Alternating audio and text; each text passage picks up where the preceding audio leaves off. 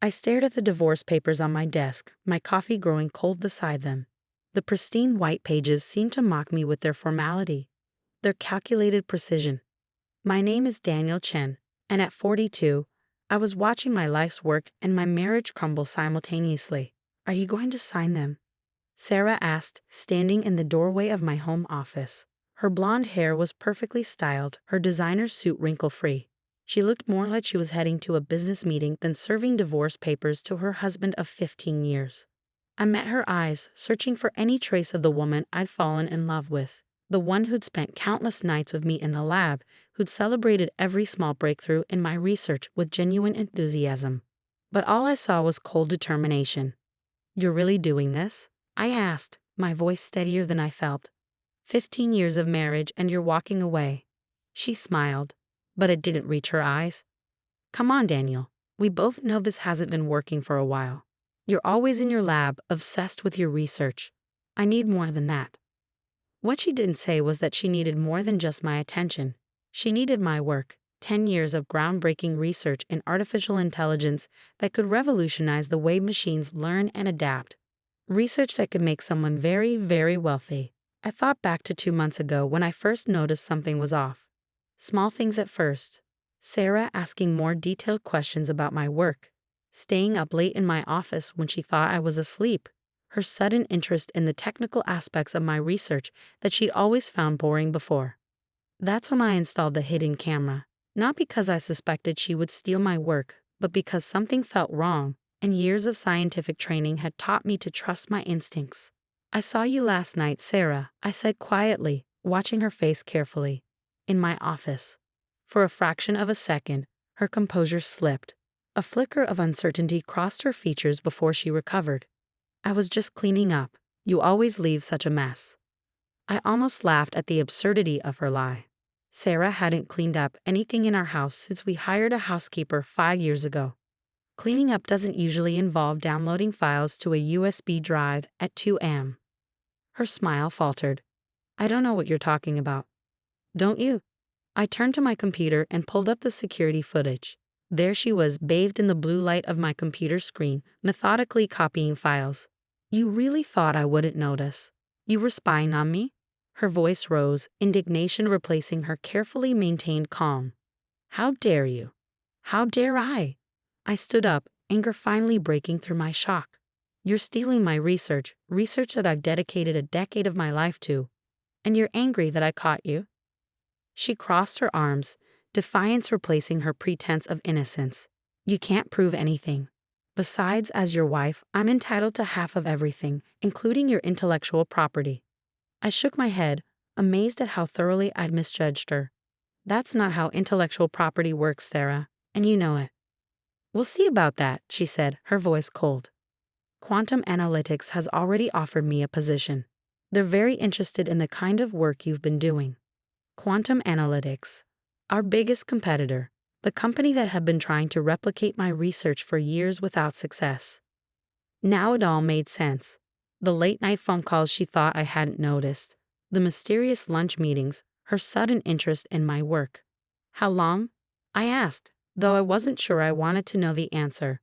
How long have you been planning this? She shrugged, a gesture so casual it made my blood boil. Does it matter? The point is, I'm done playing the supportive wife while you get all the glory. It's my turn now. I looked down at the divorce papers again, seeing them in a new light. This wasn't just about ending our marriage. This was about taking everything I built and using it to advance her own career. Sign them, she said, tapping the papers with one perfectly manicured nail. Don't make this harder than it needs to be. I picked up my pen, but instead of signing, I set it down deliberately. No. She raised an eyebrow. You really want to fight this? Actually, I said, pulling out my phone, I want to make a call. I think the FBI's cybercrime division would be very interested in the footage I have. The color drained from her face. You wouldn't dare. Wouldn't I? I held up my phone. You're not just trying to steal from me, Sarah. This research was partly funded by government grants. That makes this a federal crime. She took a step back, her composure finally cracking. You're bluffing. Am I? I started dialing. Let's find out. Wait, she said quickly, holding up her hands. Let's talk about this. We can work something out." I laughed, but there was no humor in it. "Now you want to talk? After you tried to steal 10 years of my work? After you betrayed everything we built together?" "I did it for us," she tried, her voice taking on that persuasive tone she'd always used when she wanted something. "Think about it, Daniel. With quantum analytics resources, your research could go so much further. We could both benefit from this." "There is no us anymore, Sarah. You made sure of that." I finished dialing and held the phone to my ear. "Hello? Yes, I'd like to report a theft of intellectual property." Sarah's face contorted with rage. "You'll regret this," she spat, grabbing her designer purse from the chair. "When I'm done with you, you'll wish you'd just signed those papers." I watched her storm out, her heels clicking angrily against the hardwood floors. As the front door slammed, I felt a strange mix of emotions: anger, betrayal, relief, and underneath it all, a deep sadness for what we'd lost. But I couldn't dwell on it. I had work to do. The FBI agent I'd spoken to was sending a team to collect evidence, and I needed to prepare everything. The security footage, the access logs showing Sarah's late-night activities, the email trail that would prove she'd been in contact with quantum analytics for months. I sat down at my computer, my fingers flying over the keyboard as I compiled everything into organized folders. Each click of the mouse felt like another nail in the coffin of my marriage, but also like a step toward protecting what I'd spent my life building. Hours passed as I worked, the sun setting outside my window, casting long shadows across my office. I barely noticed when my phone buzzed with a text from Sarah's lawyer, threatening legal action if I didn't withdraw my complaint to the FBI. I ignored it, just like I ignored the 3 missed calls from Sarah's number. Around midnight, exhausted but satisfied that I'd gathered everything the FBI would need, I finally allowed myself to really feel the weight of what had happened. My wife, my partner of 15 years, had tried to steal my life's work. She'd planned it meticulously, playing the role of supportive spouse while plotting to destroy everything I'd built. I poured myself a glass of scotch, the expensive kind Sarah had always insisted on keeping in the house, and walked out to our back patio. The night was quiet, the kind of silence that feels heavy with possibility. As I sipped my drink, I thought about all the nights we'd spent out here, planning our future, sharing our dreams. Had any of it been real? Or had I just been too blind, too caught up in my work to see what was happening right in front of me? The next morning, I woke to the sound of my doorbell. 2 FBI agents stood on my doorstep, their badges glinting in the early morning sun. "Dr. Chen?" the female agent asked. "We're here about your complaint regarding theft of intellectual property." I invited them in, offered coffee, and led them to my office. As I played the security footage for them, I could see their expressions change from professional interest to focused concern. "This is serious," the male agent said, taking notes. "Corporate espionage, attempted theft of federally funded research. Your wife could be facing significant jail time." The word wife made me wince. "Soon to be ex-wife," I corrected. The female agent nodded sympathetically. "We'll need copies of everything you've gathered, and we'll probably need you to come down to our office to make a formal statement." I spent the next several hours walking them through everything: the security footage, the access logs, the email trail. I explained my research in layman's terms, helping them understand exactly what Sarah had tried to steal and why it was so valuable. As they were leaving, my phone buzzed with another text from Sarah. "Last chance to drop this, Daniel. You have no idea what you're getting yourself into." I showed the message to the agents. The female agent, Agent Torres, took a photo of it with her phone. "Documented harassment," she said. "Keep recording everything. This could be useful." The next few days were a blur of legal meetings and FBI interviews. Sarah's lawyer tried to argue that as my wife, she had a right to access my work files. My lawyer, a sharp-eyed woman named Jennifer Kane, shut that down quickly. "Intellectual property law doesn't work that way," she explained during one particularly heated meeting. "Marriage doesn't give you the right to steal trade secrets or violate federal grant agreements." A week after I'd caught Sarah, I received a call from Agent Torres. "Dr. Chen, we've executed a search warrant at Quantum Analytics. We found the USB drive with your research data in Sarah's new office. She's being brought in for questioning." I sat down heavily in my chair, relief washing over me. "Thank you," I said. "What happens now?" "Now? Agent Torres's voice held a note of satisfaction. "Now we build our case. Your wife's looking at federal charges for corporate espionage and theft of intellectual property. Quantum Analytics is already distancing themselves from her, claiming they had no idea she was bringing stolen research." After I hung up, I sat in my office, looking around at the space where everything had fallen apart. My eyes landed on a photo on my desk. Sarah and me at a conference 3 years ago, both of us smiling at the camera. I picked it up, studying her face, trying to see any hint of the betrayal to come. Unable to find what I was looking for, I opened my desk drawer and placed the photo face down inside. It was time to focus on the future, not the past. I had my research, my integrity, and the truth on my side. Sarah had made her choice, and now she would have to live with the consequences. As I turned back to my computer, ready to dive back into my work, I couldn't help but feel a twinge of gratitude for that hidden camera. Sometimes the best defense isn't complicated security systems or legal agreements, it's simply paying attention to your instincts and being prepared for the worst.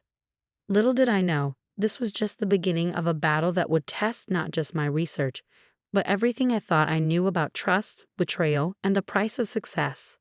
The morning Sarah's arrest made headlines, my phone wouldn't stop ringing. Colleagues, friends, even reporters. Everyone wanted to know how my wife of 15 years had tried to steal my research and sell it to our biggest competitor. I sat in my kitchen, scrolling through the headlines on my tablet. Tech espionage scandal rocks Silicon Valley. Prominent researcher's wife arrested. Corporate spy in the bedroom. How a marriage became a front for industrial theft. Quantum Analytics under investigation following research theft attempt. The story had everything the media loved. Betrayal, corporate espionage, a marriage destroyed by greed. But what they didn't have was the full picture. Not yet. My phone buzzed again, this time with a text from Sarah's sister, Emma. "How could you do this to her? She's your wife." I ignored it, just like I'd ignored the dozen other messages from Sarah's family. They didn't want to believe what she'd done, preferring to cast me as the villain who'd had their precious Sarah arrested. Agent Torres called around noon. "Dr. Chen, we need you to come in. There's been a development." When I arrived at the FBI office, Torres wasn't alone. With her was a man I recognized instantly, James Harrison, CEO of Quantum Analytics. He looked considerably less polished than he did in his press photos, his usual confidence replaced by barely concealed anxiety. "Dr. Chen," he said, standing to shake my hand, "I want to personally assure you that Quantum Analytics had no knowledge of your wife's actions. We would never knowingly participate in corporate espionage." I didn't take his hand. "Really? So all those lunch meetings with Sarah over the past 6 months were just friendly chats?" Harrison's face paled. Agent Torres leaned forward, suddenly very interested. "What lunch meetings?" I pulled out my phone and opened a folder of photos. Sarah wasn't as careful as she thought. Our home security system backs up to the cloud. I have footage of her leaving for these meetings, and my PI confirmed where she went and who she met with. Harrison sank back into his chair, his attempt at damage control crumbling. "This is all a misunderstanding." "Is it?" I placed my phone on the table, letting them see the photos. "Because it looks like your company was actively recruiting my wife, while she still had access to my research. It looks like you were planning this for months." Agent Torres picked up my phone, swiping through the photos with increasing interest. "Mr. Harrison, I think we need to have a longer conversation about your company's involvement in this situation." Harrison's lawyer, who had been quiet until now, stepped in. "My client is here voluntarily to cooperate with your investigation. He's already stated that Quantum Analytics had no knowledge of any illegal activities." I couldn't help but laugh. "No knowledge? Then I suppose it's just coincidence that your company announced a breakthrough in learning algorithms 2 days after Sarah copied my research? Research that looks remarkably similar to what I've been working on for the past decade." The lawyer started to respond, but Agent Torres cut him off.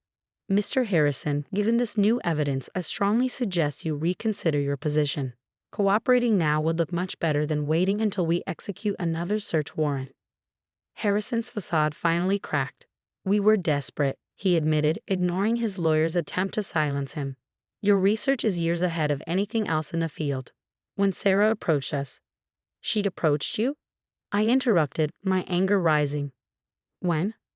8 months ago," he said, staring at his hands. She said she was tired of living in your shadow, that she deserved recognition for supporting your work all these years.